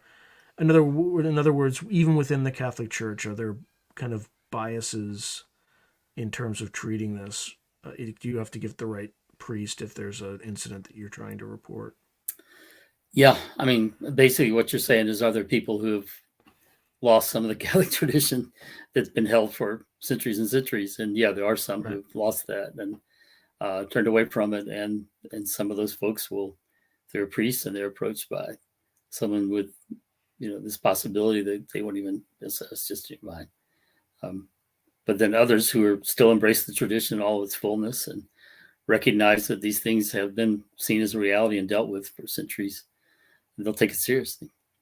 And so, yeah, sometimes it does depend on which priest you go to, how you'll be received. Now, if you're tuning in now, you're listening to Through a Glass Darkly Radio on United Public Radio, and I'm speaking to Dr. Paul Thigpen. Okay, so where do we go now when we have all these? We're talking about NHIs from either some other physical reality or from the stars. At the same time, we're also talking about angels and demons. How you have the religious traditions on the latter, but on the former, how do you think humanity is going to evolve and process this sort of stuff? Because there seems to be a non-physical element. I hesitate to say spiritual on the NHIs, but there's certainly seems to be a non-physical element. How do you think humanity is going to reconcile that with existing religious traditions where there's also a non-physical slash spiritual element, going forward? How do you think we're going to figure that out? Well, people will come to different conclusions for sure. There'll be folks like myself who are saying, okay, I have room for this. And just because some of the characteristics of this may resemble certain characteristics of things we know doesn't mean they're the same thing. It's, I mean, the church has learned from science, and so I think if it is science that's able to begin to help us understand these things better, then incorporate that in. But you still have, plenty have folks who just say I don't understand it, and it makes me uncomfortable. Therefore, it's the devil. And God bless it. I pray for them, but I think that'll only lead to fear and confusion if they take that attitude. That if you start just reading the literature, I don't mean all the crazy stuff, but things like Ross Coulthard or some of the other things where it's just kind of helping you connect the dots of what is happening, so that you begin to realize, okay, there is something happening. It's real. Doesn't seem to be human, and most of it doesn't seem to be demonic. So to start with that, and then to have an attitude of humility, that okay, God's really big. There's plenty of room for mystery. There's certain things He's told us that we're going to believe to be true, and that we have to fit it into. But all kinds of things are possible out there. So let's see what comes to the surface. And if we continue to have a situation where all we've got is people's private experiences, then we will have quite a variety of responses. If we can get some public things where people kind of saying, okay, this really is what's happened, then I think people can begin to accommodate those in what they already believe. They'll have to change some things, but especially if they believed it was all demonic, and then they finally get a chance to meet one of these, and turns out they're a really nice guy. So I don't know, I'm wondering, but I guess the point is, we'll be all over the place. People of faith or different faiths will be all over the place in their response.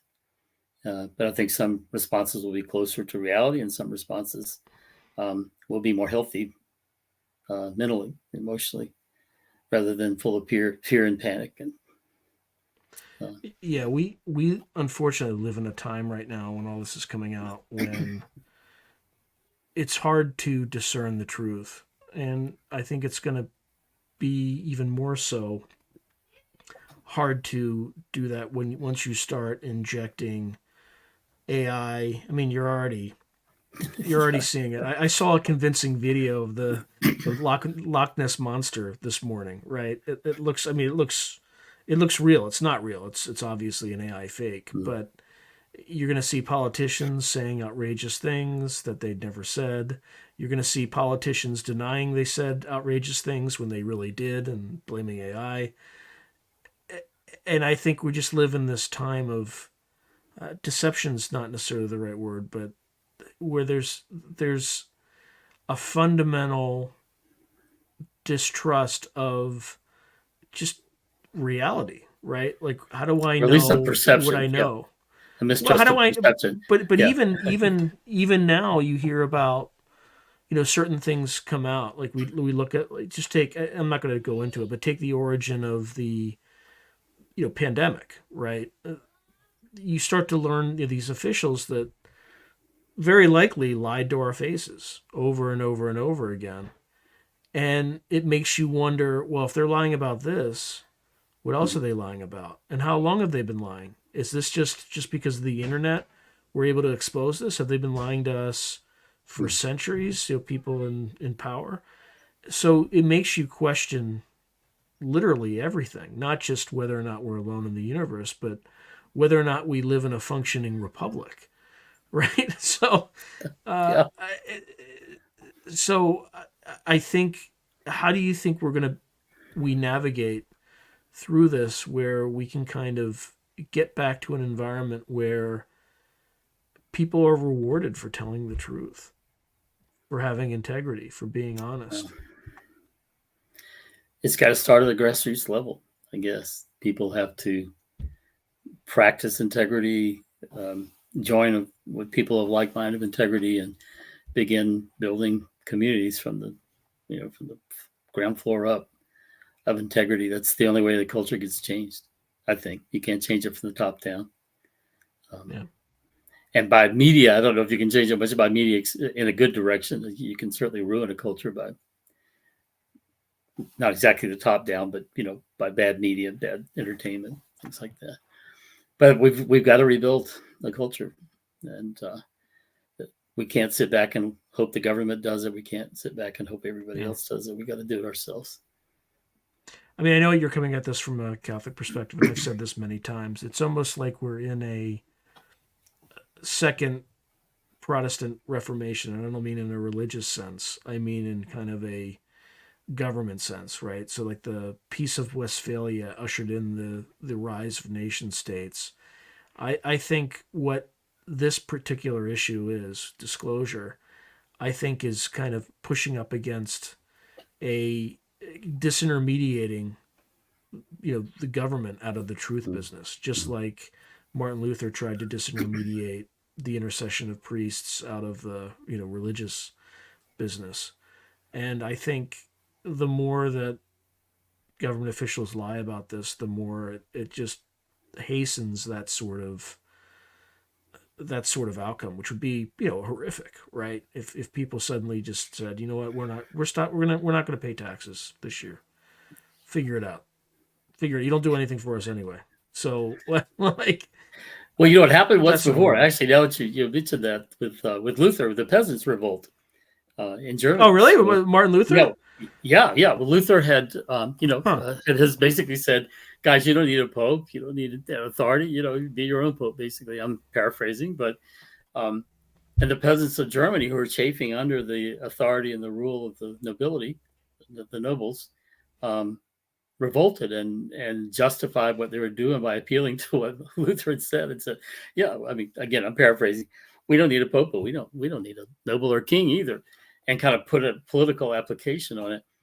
And yeah, what did happen was terrible. It was the revolt was put down brutally, a lot of bloodshed. Mm-hmm. And Luther himself wrote this infamous essay about, because he's afraid his Reformation was going to be lost if the nobles didn't support it. And they had political reasons for supporting it because they themselves didn't want to be under the Holy Roman Emperor's control. So, just wrote this infamous essay about, no, guys, it's not, that's not the case. Don't take my words for that. And you rulers go out there, and famous phrase, if you have to, make the blood run all the way up to the stirrups of the men riding the horses, but put this revolt down.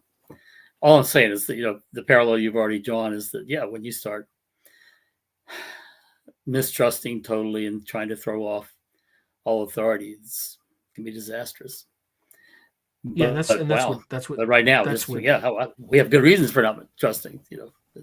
That's what scares me too, because you need to have some form of authority. It's just the people that represent us are not the best of us, and part of that is just systemic, in the sense that if you're a good person, why would you subject yourself, unless you were kind of a megalomaniac or malignant narcissist? Why would you want to put up with getting sued if you just run for a public office, or have your reputation destroyed, or things just made up about you?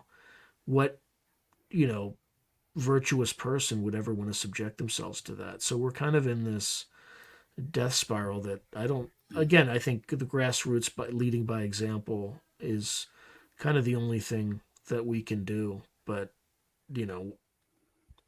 when people in power are telling you black is white and hot is cold, and it's that can only last for so long, and hopefully we are able to get out of it in a gentle manner.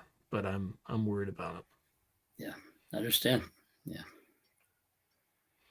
and I'm doing a lot of praying these days. Yeah, going back to praying these days. Yeah. Going back to the disclosure issue again, and the only reason I keep saying this is it's the disclosure is just another facet of that aspect, right? It's just tell us the truth, and there's just other things too, that we're extending ourselves in ways, and then we're not taking responsibility for extending ourselves and not preparing for the natural consequences, right? So as an example, it is noble to support Ukraine, but we haven't mobilized, right? Like we're running out of ammunition. Our ammunition plants are catching on fire. It's just simple stuff that 2 generations ago, 3 generations ago, they would have anticipated these sorts of things. And our current leaders aren't. They just think that the magic power of the might of the United States is going to suddenly carry the day. But you're not going to have that much might if you don't have any ammunition to protect yourself. So anyway, these things are any on that super positive note, Doctor. Are you any future events that you can talk about with the Soul Foundation? No, I'm not by any means part of the leadership of that. Anyway, I was honored to be a speaker at their conference and now to write this paper. So beyond that, I don't know a lot, but I hope to find out. I'm pretty sure that they'll have another symposium at some point, but I'm not speaking officially. I'm just saying that's my expectation anyway. And then and other white papers. Yeah. And I think we have about 3 minutes left. So in the last 3 minutes, what do you want to leave the audience with in terms of we covered a variety of topics from theological with the nature of good and evil. We covered the nature of disclosure, how things may or may not kind of progress. We talked about the social fabric and how it's kind of lies and deceit are kind of making the foundation a little bit wobbly right now, and how do we as people with integrity, how to kind of navigate through those challenges. What's your kind of, given that, I mean, we covered a lot of ground. So with all that in mind, what final words would you leave for the audience and advice? Well, I'd encourage folks not to be afraid. It may be somber, like Lou said, but not to be afraid, to be careful about the sources that they believe. I mean, this thing, it's not just official authority that people are suspicious of. They should be suspicious of a good half of what's on social media and other places. Mm-hmm. So encourage you to check things out and do your homework to try to connect the dots. But I would especially say, again, speaking as a Catholic Christian, especially if you're someone for whom all these topics have kind of begun to break open a tidy materialist notion of the universe, and you're looking for something, or you're realizing there's something more than all that. I'd urge you to consider the claims of the Catholic Church, the Christian religion, and a whole lot of good stuff from the ancient Greek and Roman philosophers as well. There's a lot of really good stuff in the Western tradition that you may find gives you some answers and some consolation and some hope, rather than trying to start all over and say, okay, is consciousness real, or what is it, or is there life after death? I want to say, yeah, there is. There's life after death. There's a God who created us and loves us, and he's waiting for you. Thank you, Dr. Thigpen. Paul, it's always a pleasure, and thank you for spending tonight with my audience. I'm sure they all appreciate your scholarship, and I know I threw a lot of stuff at you, so my apologies for not giving you more. It's always an exciting conversation with you, Sean, and I really appreciate it. Appreciate you and your honesty and your integrity yourself, and trying to get to the bottom of so many things, and your experience and competence in so many fields. So, thanks for having me. God bless you. The other thing I didn't thank, Chester, thank you very much, my friend, for the super sticker. I didn't get a chance to thank you for that, so thank you. All right, well, Paul, you have a great night, and we'll continue to talk. And I definitely enjoy your company and your knowledge. I mean, your knowledge is. I asked you a lot of ignorant questions, and admittedly ignorant, but I appreciate your patience with me and answering them. My pleasure, brother. Good to be here. Thanks.